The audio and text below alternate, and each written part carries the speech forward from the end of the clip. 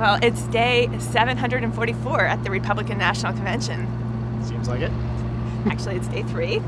And today has been all about Ann Romney. After that speech last night, everybody is talking about Ann Romney and her appeal to moms. Yeah. Ann Romney's speech last night was just a huge win for moms. That's all she talked about. That's who she targeted. And so today, all the media just wanted to talk about that mom appeal and whether Ann Romney got it for the Republicans. And who better to talk to than you? I know, it was so perfect. So Headline News had me on basically all morning and afternoon talking about whether Ann Romney can get that mom vote for her husband. So I am now exhausted. I've had 4 or 5 different live shots on Headline News.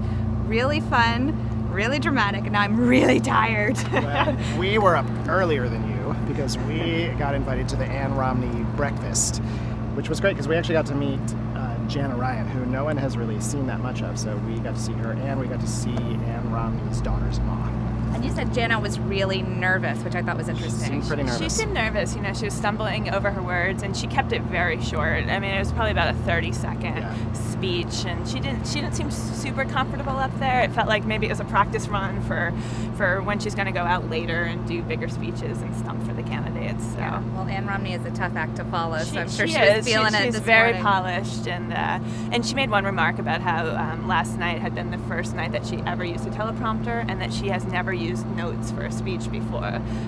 So it was a really different speech for her in front of the whole convention floor. But we've seen her both ways. We saw her with the teleprompter, without, and she's a great speaker both ways. Yeah.